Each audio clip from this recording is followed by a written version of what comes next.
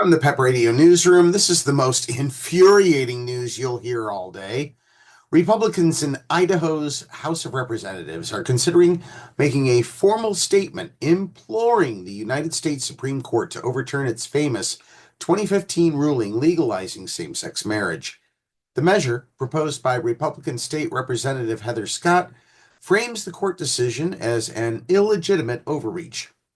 Scott's measure asks the court to bring back the natural definition of marriage, even though different forms of marriage, including same-sex unions, have existed throughout human history. The purpose of this resolution is just to affirm our state authority to regulate marriage, she said at a Tuesday hearing. The 2015 Supreme Court ruling Obergefell v. Hodges came after decades of activism from the LGBTQ plus community to legalize same-sex marriage. When the ruling was implemented, many states still banned gay marriage in spite of growing support for such unions. The decision, implemented on a 5-4 vote, came before 3 additional conservative justices were appointed during the term of then-President, now President-elect, Donald Trump. The justices appointed by Trump include Neil Gorsuch, Brett Kavanaugh, and Amy Coney Barrett. Justices Clarence Thomas and Samuel Alito have called for a reconsideration of the Obergefell decision. Scott's resolution has no legal weight, though it would be sent to the U.S. Supreme Court for consideration. The committee moved it forward on Tuesday with a public hearing set on a date yet to be determined. State House Minority Leader Ilana Rubel and Senate Minority Leader Melissa Wintrow refer to Scott's resolution as a sad distraction. In news from Pennsylvania, a downtown street in New Hope could be transformed into a bold new landmark.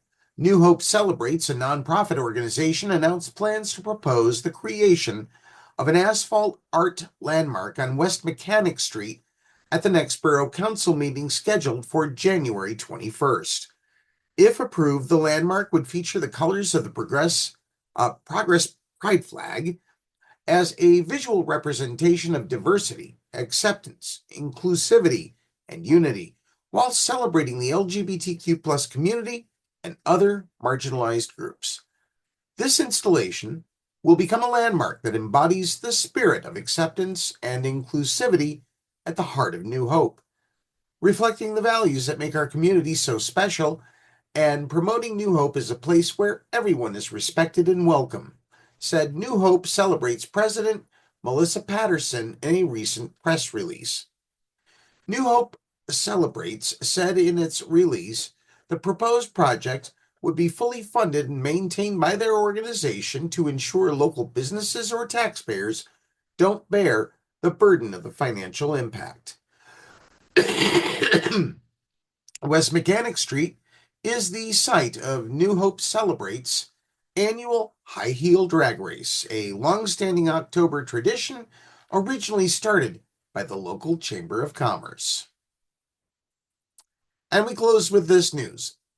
Republicans in the Montana State House will likely hold the first anti-trans state legislative hearing of the year concerning House Bill 121, proposed legislation banning transgender adults from using multiple occupancy bathrooms, changing facilities, and sleeping quarters in public buildings, including school campuses, businesses, libraries, museums, hospitals, auditoriums, detainment centers, and abuse shelters. The bill, which is co-sponsored by 35 of the state house's 58 Republican members and was introduced by a legislator who said he'd rather have a dead child than a trans one, would affect all trans or non-binary individuals. It would also allow anyone who encounters a trans or non-binary person in one of the aforementioned facilities to sue that person or whoever granted their entry up to 2 years after the encounter. House Bill 121 bans trans individuals and members of the opposite sex from the multiple occupancy spaces except when providing custodial, maintenance, medical, emergency, or law enforcement services, or when assisting as legally recognized family member. The bill defines gender as either being male or female, determined by one's chromosomes and reproductive organs, and it deems that those determinations should make it easier to categorize intersex people as either one gender or the other. Montana, I got news for you. What are you going to do with people who have XXY chromosomes? Or what if they have XX chromosomes, but maybe along with YY? What are you going to do? What if all you have is one X chromosome and nothing else? What are you going to do when you have an XYY situation? How are you going to handle that? Maybe you have an XY chromosome system, but the person is still female because the Y chromosome, even though it's there, is not functional. What are you going to do, Montana? What are you going to do? For more information on the stories we covered, go to the PEP Radio page of the Pennsylvania Equality Project website. That's paequality.com. Be sure to download the Live 365 app to bring PEP Radio with you wherever you go. That's the news at this hour. Now back to more music on PEP Radio.